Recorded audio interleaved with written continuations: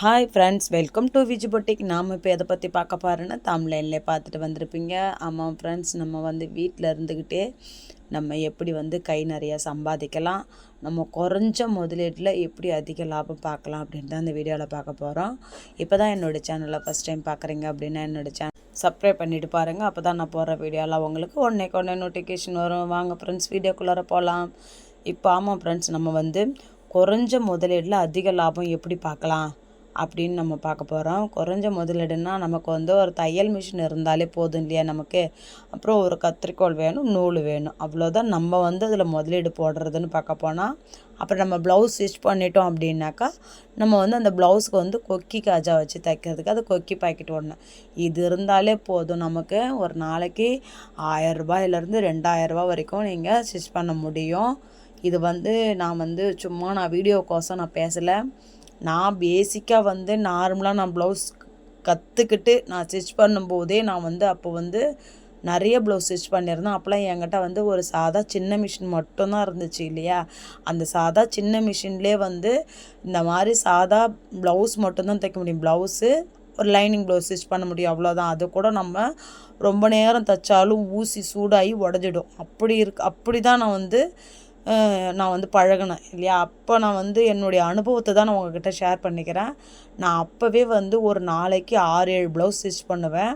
அப்போ வந்து எனக்கு வந்து பீஸ் ரேட்டுக்கு நான் வாங்கி தைச்சதுனால எனக்கு வந்து ஒரு ஜாக்கெட்டுக்கு, சாதா ஜாக்கெட்டுக்கு 25 ரூபாயும், லைனிங் ப்ளவுஸ்க்கு 50 ரூபாயும் கொடுப்பாங்க.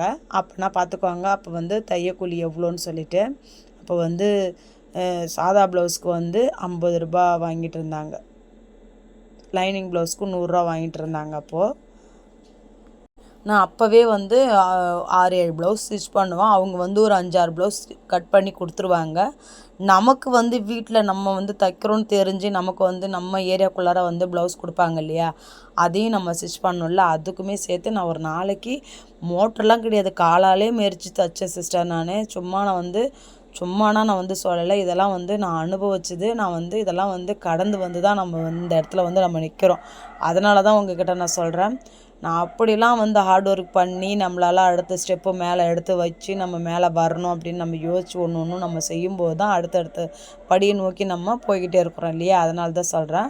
இப்போ வந்து குறைஞ்ச முதலீட்டில் தான் நான் அப்போ வந்து அந்தளவுக்கு என்னால் வந்து பணம் சம்பாதிக்க முடிஞ்சுது. நான் ரொம்பவும் அப்புறம் தான் நமக்கு வந்து கஸ்டமர் அதிகரிக்க அதெல்லாம் விட பெரிய விஷயம் என்னென்னா, எனக்கு வந்து என்னுடைய ட்ரீம் கனவு என்னென்னா, எனக்கு வந்து இந்த பெரிய மிஷின் வாங்கணும் அப்படின்னு சொல்லிட்டு எனக்கு அந்த சின்ன மிஷின் வாங்கின நாள்லேருந்து எனக்கு அந்த ஒரு கனவு வந்து ரொம்ப நாளாக இருந்துட்டு இருந்துச்சு. நான் அப்பையிலேருந்தே சொல்லிகிட்டே இருப்பேன். எங்கன்னா போயிட்டு டைலர் கடைக்கு போனாலும் சரிதான், அந்த மிஷினை பார்த்தா அப்படி பார்ப்பேன். எப்படின்னா அதாவது நகைக்கடையில் போயிட்டு நம்ம போய்கிட்டு இருக்கும்போது ஒரு டிசைன்ஸ்லாம் நம்ம ஷோ கேஸ்க்கு வச்சுருப்பாங்க பார்த்தீங்களா, அதை பார்க்கும்போது நமக்கு அப்படியே பார்த்துக்கிட்டே போவோம் பார்த்தீங்களா. அதுபோல் நான் இப்படி கடைக்கு இப்படி வெளியில் போகிறேன் அப்படின்னா அதுமாரி இந்த மிஷினை போட்டு ஸ்டிச் பண்ணுறாங்கன்னா அதை பார்க்கும்போது எனக்கு இதை நம்ம எப்போ தான் வாங்க போகிறோமோ தெரியல, எனக்கு இதில் ஸ்டிச் பண்ணணும் அப்படின்னு சொல்லிட்டு ரொம்ப கனவோடு இருந்தேன் நான்.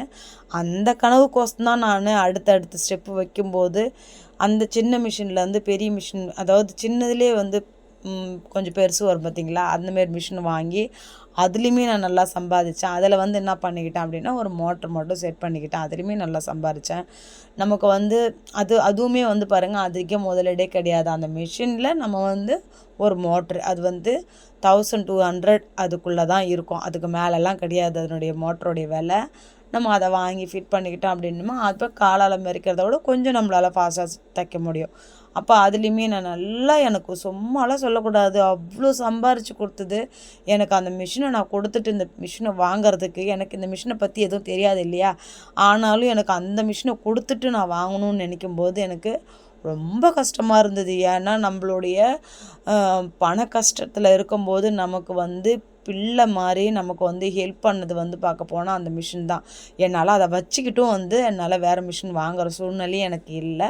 இன்னொரு பட்சம் என்னன்னா, நாங்கள் வந்து அப்போது வந்து நான் அந்த மிஷின் போட்டு நான் தைக்கும்போது எனக்கு வீடுமே ரொம்ப சின்னது. அந்த மிஷினை வச்சுக்கிட்டு என்னால் இந்த மிஷினையும் போட முடியாது, ரொம்ப பெரிய மிஷின் இல்லையா இது. அதனால் அதை கொடுத்துட்டு தான் நான் வாங்குற மாதிரி இருந்துச்சு. அந்த மாதிரி தான் நான் வந்து அடுத்தடுத்த படியை எடுத்து வைக்கிறதுக்கு ஒரு சின்ன நம்ம வந்து நம்மளுடைய டைலரிங் வேலையே வந்து கொஞ்சம் சின்ன சின்னதாக நம்ம வந்து மாற்றிக்கிட்டே வரணும். அப்போ தான் வந்து நம்ம அடுத்தடுத்து நம்ம மேலே மேலே வளர்ந்துக்கிட்டு போக முடியும். இப்படிலாம் நான் முயற்சி பண்ணி தான் நான் வந்து இன்றைக்கி இந்த இடத்துல இருக்கிறேன்.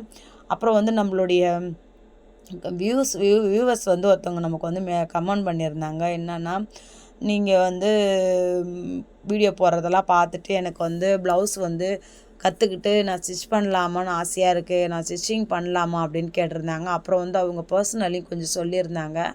அவங்களுக்கு வந்து இப்போதைக்கு இன்னும் கன்சீவ் ஆகலை, அதனால் வந்து நான் வந்து ஸ்டிச்சிங் பண்ணலாமா, அது எதனா ப்ராப்ளம் ஆகுமா அப்படின்ற மாதிரி கேட்டிருந்தாங்க. அவங்களுக்கோசமே நான் இந்த வீடியோ உங்களுக்கு நான் அதில் வந்து கமெண்டில் வந்து என்னால் தெளிவாக சொல்ல முடியாது சிஸ்டர். அதனால தான் வந்து நான் வீடியோவில் உங்களுக்கு சொல்கிறேன். வேண்டாம், நீங்கள் வந்து ட்ரை பண்ணுறீங்கன்னும் போது நீங்கள் மிஷின் வாங்கி போட்டு நீங்கள் ப்ளவுஸ் வந்து ஸ்டிச் பண்ண தேவை கிடையாது. எதனால் அப்படி நான் சொல்கிறேன் அப்படின்னா, டைலரிங் வந்து ஹீட்டு வந்து நமக்கு ஓவராக இருந்தது அப்படின்னாலுமே வந்து நீங்கள் நினைக்கிற விஷயத்த வந்து சக்ஸஸாக ஆக்க முடியாது. நீங்கள் என்ன தான் உடம்பு வந்து கண்ட்ரோலாக வச்சுருக்கணும்னு நினச்சாலுமே வந்து உடம்பு பயங்கரமாக ஹீட்டாக இருக்கும். வேண்டாம், நீங்கள் வந்து நல்லபடியாக ஒரு குழந்தைய பெற்று எடுத்துகிட்டு அதுக்கப்புறம் நீங்கள் டைலரிங் கற்றுக்கிட்டு நீங்கள் மிஷின் வாங்கி போட்டு வீட்டில் ஸ்டிச் பண்ணுங்கள். ஒன்றும் தப்பு கிடையாது. எப்படி உங்களுக்கு அந்த மனசில் ஒரு எண்ணம் வந்துடுச்சு இல்லையா, அந்த எண்ணம் வந்து உங்களை அடுத்தடுத்து நீங்கள் செய்யறதுக்கு தூண்டிக்கிட்டே இருக்கும் உங்கள் மனசுக்குள்ளாரே. நம்ம வந்து இந்த மாதிரி ஒரு ஒரு ஒரு நம்ம வேலையை நம்ம அச்சீவ்மெண்ட்டை முடிச்சுட்டு நம்ம வந்து இந்த ஃபீல்டில் வந்து இறங்கணும், நம்மளும் சம்பாதிக்கணும் அப்படின்ற எண்ணம் போய்கிட்டே இருக்கும். அதனால் நீங்கள் பயப்படாதீங்க. நான் வந்து ஒரு டேப்லெட் கம்பெனியில் ஒர்க் பண்ணிகிட்டு இருக்கும்போதே எனக்கு வந்து நான் டைலரிங் கிளாஸுக்கு போயிருந்தேன். பேசிக்காக வந்து வெட்டி கொடுத்தாங்க, கொஞ்சம் கொஞ்சம் ஸ்டிச் பண்ண, அவ்வளோதான். அதுக்கப்புறம் எனக்கு அந்தளவுக்கு ஆர்வம் இருந்துச்சு. அவங்க வந்து வீடு மாற்றிக்கிட்டு போயிட்டாங்க. நமக்கு ஒரு ஆர்வம் இருந்தாலும் நமக்கு சொல்லி கொடுத்தாங்க, வீடு மாற்றிட்டு போயிட்டாங்க. அதோட இடத்த யாரை கட்டிட்டேன். அப்பையிலேருந்து எனக்கு ப்ளவுஸ் கட்டிங் போட்டு ஸ்டிச் பண்ணணுன்னு எனக்கு ரொம்ப ஆசை. ஆனாலும் எனக்கு வந்து ரொம்ப வருஷம் கழித்து தான் நான் வந்து இந்த ஃபீல்டில் மறுபடியும் என்னால் வந்து கிளாஸுக்கு போய் நான் வந்து தைக்க முடிஞ்சுது. அப்போ நானுமே வெயிட் பண்ணணும். எதுவுமே வந்து மனசுக்குள்ளார ஒரு வைராகியமாக நம்மளால் வந்து பண்ண முடியும். கொஞ்சம் வெயிட் பண்ணணும், அதுக்கான நேரம் இன்னும் நமக்கு பிறக்கலை. அதனால் கொஞ்சம் வெயிட் பண்ணி தான் ஆகணும் அப்படின்னு சொல்லிட்டு நீங்களுமே கொஞ்சம் ஸ்ட்ராங்காக உங்கள் மனசை வச்சுக்கிட்டு கொஞ்சம் வெயிட் பண்ணுங்கள். நீங்கள் எதுக்கோசம் வெயிட் பண்ணுறீங்களோ அது வந்து சக்ஸஸாக முடியட்டும். முடிஞ்சதுக்கப்புறம் நீங்கள் ப்ளவுஸ் வாங்கி நீங்கள் ஸ்டிச் பண்ணி கொடுங்க. நீங்களுமே வீட்டில் இருந்துக்கிட்டு ஏதாவது ஒரு வருமானம் சம்பாதிக்கிற மாதிரி பாருங்கள். இல்லை நீங்கள் வீட்டில் இருக்கிறீங்க, ஏதாவது ஒரு தொழில் செய்யணும் அப்படின்னு ஆசையாக இருக்குது அப்படின்னா நீங்கள் வந்து துணி கொஞ்சம் வாங்கிட்டு வந்து சேல்ஸ் பண்ணுங்கள் சிஸ்டர். ரொம்பலாம் வேணாம். ஒரு 5000 ரூபாய்க்கு திட்டமாக போயிட்டு ஜாக்கெட் போய்ட்டு அதில் ஒரு 10 பீஸ் வாங்கிக்குவாங்க. நைட்டி, பாவாடை இதெல்லாம் கொஞ்சம் வாங்கிட்டு வந்து உங்கள் வீட்டாண்ட இருக்கிறவங்கக்கிட்ட சொல்லி அதை கொஞ்சம் விற்றுட்டிங்க அப்படின்னா அது கொஞ்சம் உங்களுக்கு கைக்கு காசு கிடைக்கும். அதே காசையே நம்ம வந்து ரொட்டேஷனில் அப்படி திரும்ப வாங்கிட்டு வந்து விற்கலாம். நீங்கள் அதுவுமே ஒரு வருமானம் தரக்கூடிய விஷயந்தான். இதெல்லாம் செஞ்சு பாருங்கள். நீங்கள் நிறைய பேருக்கு இந்த வீடியோவும் வந்து பயனுள்ளதாக இருந்திருக்கும் அப்படின்னு சொல்லிட்டு நான் நம்புகிறேன். இந்த வீடியோ பிடிச்சிருக்கு அப்படின்னா லைக் பண்ணுங்கள், ஷேர் பண்ணுங்கள், கமெண்ட் பண்ணுங்கள். இது போல் வீடியோ வேணும் அப்படின்னாலுமே எனக்கு நீங்கள் கமெண்ட் பண்ணுங்கள். இது வரைக்கும் என்னுடைய வீடியோவை ஸ்கிப் பண்ணாமல் பார்த்த அனைவருக்கும் ரொம்ப ரொம்ப நன்றி. இதுக்கப்புறமும் நிறையா வந்து உங்களுக்கு என்னென்ன வீடியோ வேணும் அப்படின்னாலுமே நீங்கள் எனக்கு சொல்லுங்கள். அது போலே நம்ம பார்த்து உங்களுக்கு என்ன புரியல, இல்லை இதை பற்றி எனக்கு சொல்லுங்கள் சிஸ்டர் அப்படின்னாலுமே நான் உங்களுக்கு அதையுமே சொல்கிறேன். இப்போ நிறைய பேர் வந்து இப்போது லீவு முடிஞ்சிட்டு லீவ் அப்போ வந்து கிளாஸுக்கு போயிருந்தாங்க. இப்போ காலேஜ் ஓப்பன் ஆகிடுச்சு. காலேஜ் பசங்களாம் சொல்கிறேன். இப்போவும் வந்து அவங்க வந்து கண்டினியூ பண்ணுறாங்க, இல்லைனா அப்படியே பிரேக்கப் பண்ணிடுறாங்க. அப்போ அவங்க அதை செஞ்ச வேலையை கண்டினியூவாக பண்ணுறதுக்கு இல்லை, அப்படியே பாதியிலே ஸ்டாப் பண்ணிவிட்டு இப்போ அவங்க காலேஜுக்கு போகிறாங்க. அப்போ அவங்க கஷ்டப்பட்டு கற்றுக்கிறது எல்லாமே மெமரியிலேருந்து போயிடும். எதையுமே சரி தான் செஞ்சுக்கிட்டே இருக்கணும். அதை ட்ரை பண்ணி பாருங்கள். இந்த வீடியோ பிடிச்சிருக்கு அப்படின்னா லைக் பண்ணுங்கள், ஷேர் பண்ணுங்கள்.